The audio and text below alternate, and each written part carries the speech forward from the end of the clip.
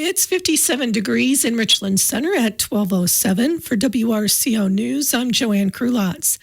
Just last week, the entire state was in a drought. Now meteorologist Brittany Merlo says things are changing with the recent rain. Improvements have been made, mainly stretching from Richland Center and La Crosse northeastward through central Wisconsin into the Fox Valley and up north towards Rhinelander. 47% of the state was soaked out of drought conditions over the past week. And now those areas sit abnormally dry. Areas of concern are still focused far north, where 14% of the state is in a severe drought condition. And 41% of Wisconsin still remains in a moderate drought. So we need the rain rolling in this weekend, even though it's expected to be light. Every drop counts. A heavier hitting system takes aim midweek next week, which should help. Plus, Election Tuesday's rainfall wasn't taken into account for this update. Have you ever heard of cocoa raws? Because there are hundreds of them all around you, right here in the state and even throughout the country. Here's Brittany Merlo. It's a unique, nonprofit, community-based network of volunteers of all ages and backgrounds, working together to measure and map precipitation. While a group of people, about 26,000 of them, are collecting and reporting rain and snow amounts. COCO RAS is an acronym for the Community Collaborative Rain, Hail, and Snow Network, and anyone can be a part of it. These precipitation reports, gathered in our own backyards, are recorded. Data is then displayed and organized in a nifty map that's easy to analyze and apply to daily situations, ranging from water resource analysis to severe storm warnings. Free training is included, and it's easy to sign up for. Just head to civicmedia.us, click the News tab, select Weather, and you'll find everything you need, even a link to affordable rain gauges. After winning his second term in Congress, Republican Derek Van Orden says he's hoping to work with Democrats on key issues like the Farm Bill and Veterans Affairs. Van Orden told selected media in a video call that he's not willing to let the dairy industry fail, either here or in the U.S., so the Farm Bill is his priority to work on. Van Orden defeated Democrat Rebecca Cook by 4 points in the state's 3rd congressional district in this week's election. That's the same margin he won by over Brad Pfaff 2 years ago. Senator Joan Ballweg released the following statement today after the results of the November 5th election. Quote, with the support of my family, friends, neighbors, and colleagues, I am proud to have served the communities of South Central Wisconsin as both a representative and senator in the Wisconsin State Legislature. Throughout my time in the legislature, I emphasized and valued the services that my office provided to our neighbors in the 41st Assembly District and the 14th Senate District. I'm thankful for the opportunity to work with legislative members from both sides of the aisle and governors from both parties to enact policies that benefit the children and families of Wisconsin, support the mental health needs of our state, and fight for the industries that are critical to the district and our state's economy, namely agriculture and tourism. It was an honor for me to serve on legislative leadership in both houses as a member and chair of the legislative committees, on the Joint Committee on Finance, and to serve on regional and national organizations, including as regional and national chair of the Council of State Governments, a 3-branch national organization. Thank you for the opportunity to serve the people of the 14th Senate District. On Wisconsin. LeMahieu is returning as Republican Senate Majority Leader. In a press release, LeMahieu says the top issue for Republicans this upcoming legislative session will be returning the state's funding surplus to families. LeMahieu of Oostburg served as Majority Leader during both the 2021 and 2022 and 2023 to 24 sessions and has been in the legislature since 2015. The Republican caucus elected LeMahieu to the position during a Thursday meeting. The Republican majority in the Senate shrunk from 22 to 11 to 18 to 15 after Tuesday's election. Voters in many parts of Wisconsin were deciding on more than who will represent them. With more, here's Civic Media's Jimmy Kuska.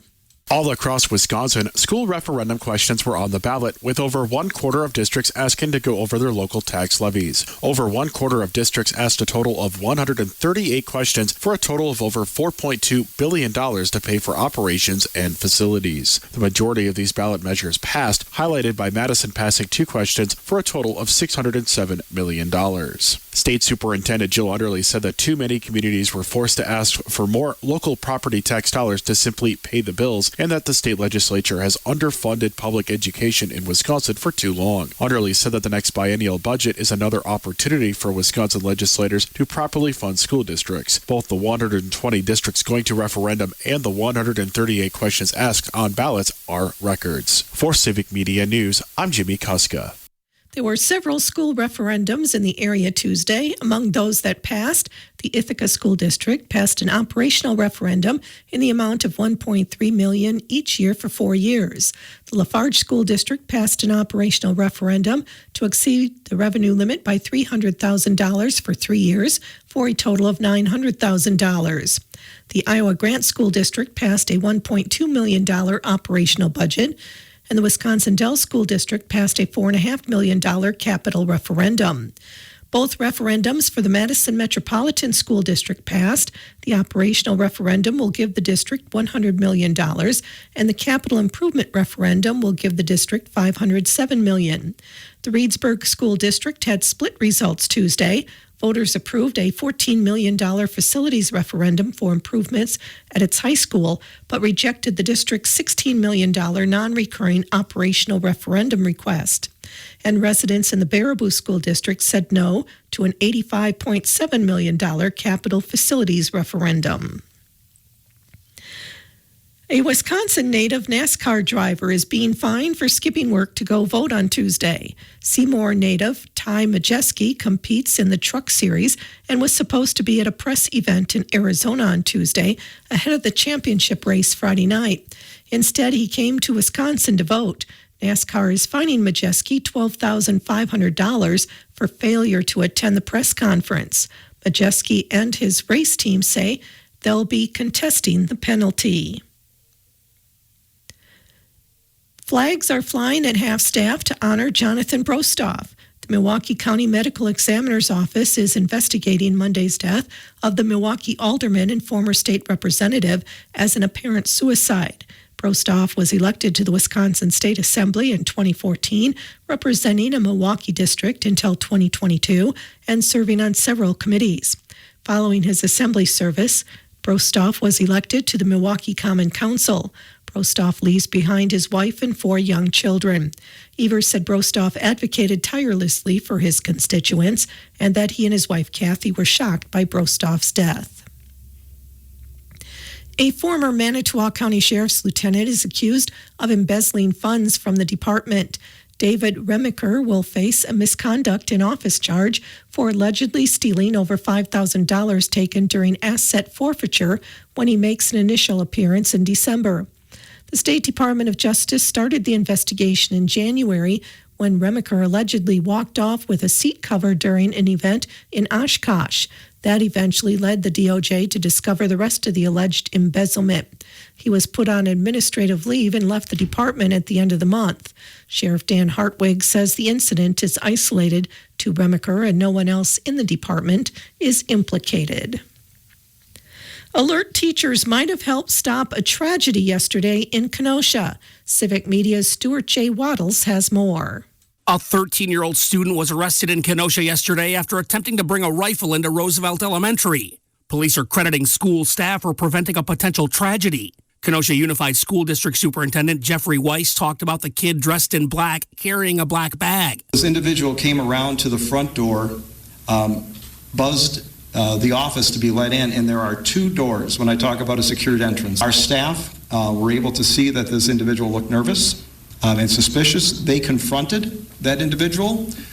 The individual got nervous and fled the building. The suspect was arrested later in the afternoon following a community-wide search and holds at all county schools. State Superintendent Dr. Jill Underly released a statement about the incident, saying she's thankful for school staff in Kenosha for preventing a young person with a firearm from entering the building. Members of the Kickapoo High School student body will be presenting a variety show both tonight and tomorrow night in the Kickapoo High School auditorium. Various types of shows have been performed at the school over the past few years.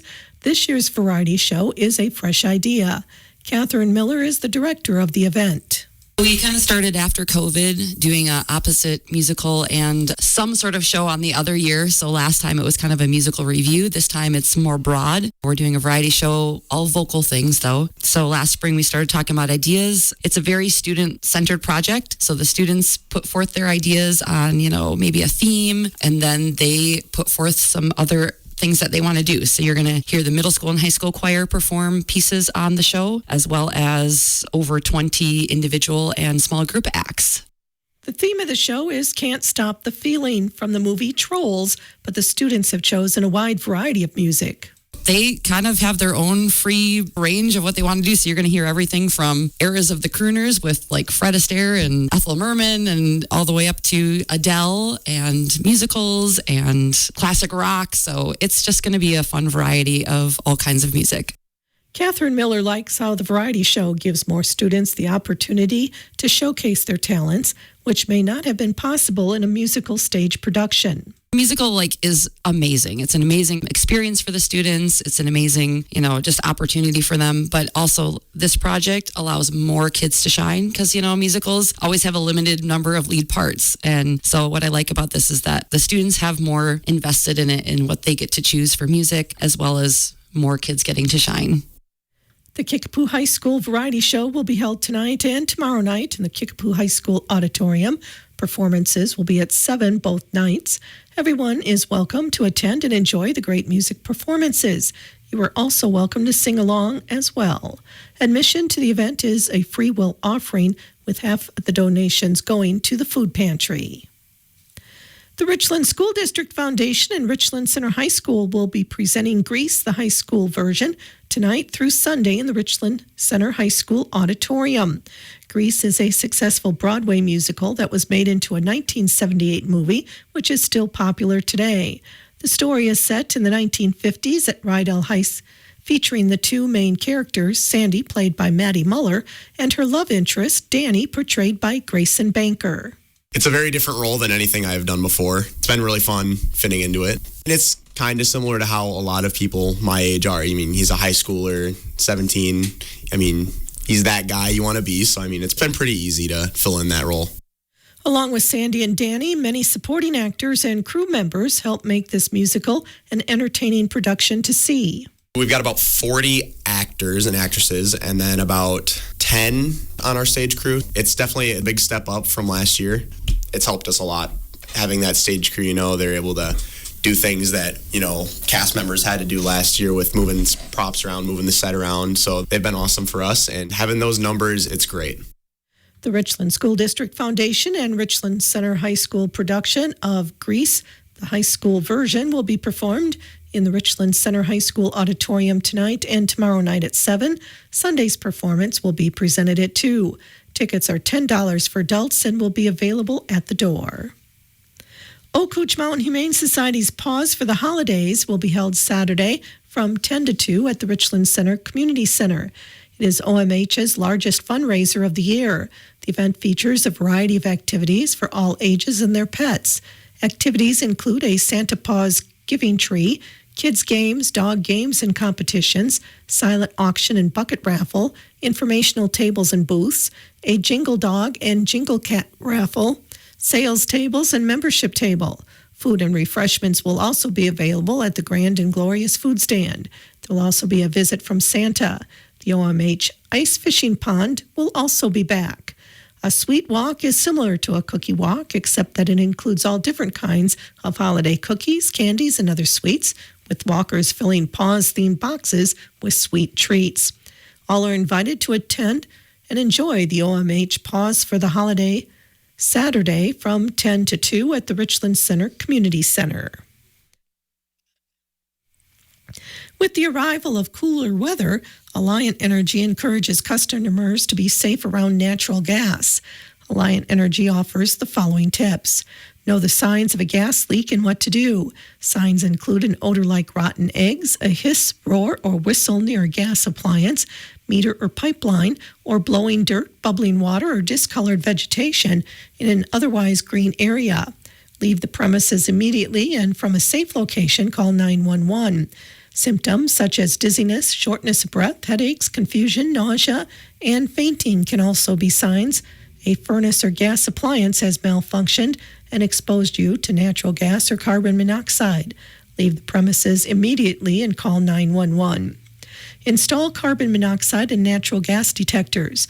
Detectors help identify odorless threats like carbon monoxide and are especially important for those with a known loss of smell. Additionally, certain soil conditions can strip the rotten egg odorant out of natural gas, making it more challenging to detect without proper equipment. If your natural gas detector goes off, move quickly to a safe location and call Alliant Energy at 1-800-255-4268. Prevent snow and ice from blocking gas vents. Once winter arrives, snow and ice can damage gas meters and pipes. Use a broom to keep gas service equipment clear. You must clear vents for gas appliances following a major snow or ice storm to enable proper venting and prevent carbon monoxide accumulation. Dig safely, in addition to increased potential gas and carbon monoxide risk when the weather turns cooler. There's also an increased risk of gas pipeline damage as homeowners rush to finish yard work. Digging incidents are the most common cause of underground natural gas leaks. If you plan to dig, including constructing a fire pit, visit call811.com at least 3 days ahead of time. This will initiate a free process for utilities to locate and mark underground lines so you can dig safely. Even minor damage to a gas pipeline, such as nicks, scratches, cuts, scrapes, dents, and gouges, can result in pipeline failure or a major incident in the future if not properly assessed. Call Alliant Energy at 1-800-ALLIANT if your digging equipment or tools contact underground pipelines. Finally, never place a fire pit above a buried line. If the fire gets too hot, it could cause the gas pipeline below to leak or melt. For more information about gas safety, visit alliantenergy.com/gas. A local nonprofit is asking residents and businesses to give generously this fall to help them meet their 2024 fundraising goal. The mission of the Richland County United Givers is to raise funds for other local nonprofit organizations that serve the residents of the greater Richland County area. Jay Muller is a Richland County United Givers executive board member. Normally what we do, we're starting putting up posters and putting on our brochures. If you find our brochure somewhere out there, take a look at it because it has a lot of information on just exactly what our goals are and what organizations that we represent. And the biggest thing is that we go through December, and then normally we issue the checks to the organizations that have been selected, which this year there's 19 of them, and then we present the checks to them in January. The Richland County United Givers 2024 fundraising goal is $39,000, and the bulk of the money donated stays right here in Richland County to help our local residents. A lot of these organizations, the 19 that we represent, they use this type of year to set their budgets for the entire year.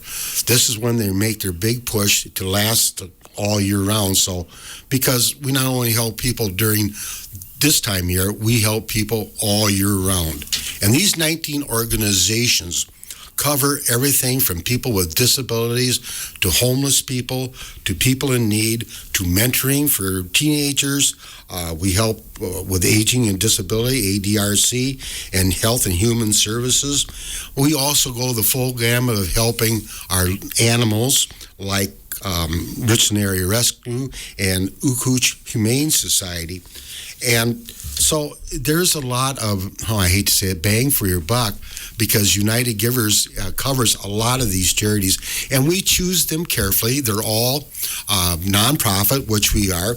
There's nobody paid in our organization, so my income for this is absolutely zero, but the gratification of helping other people. So that's really helpful. And also, too, when you go to do your taxes and if you do itemized deductions, this way you don't have to list all the charities you give to. You just put United Givers and it covers the whole thing. Donations and pledges to support the Richland County United Givers with their 2024 fundraising goal can be done online at rcunitedgivers.org or mailed to Post Office Box 228, Richland Center. For more information, visit the Richland County United Givers website or email them at rcunitedgivers@yahoo.com. Veterans Day may be Monday, but the Richland Center Intermediate School is honoring our veterans a little early. Join students today at 2 in the Richland Center Intermediate School gym for a heartfelt program dedicated to recognizing those who have served. Today's winner in the Ithaca Football Boosters calendar raffle is Tom Even.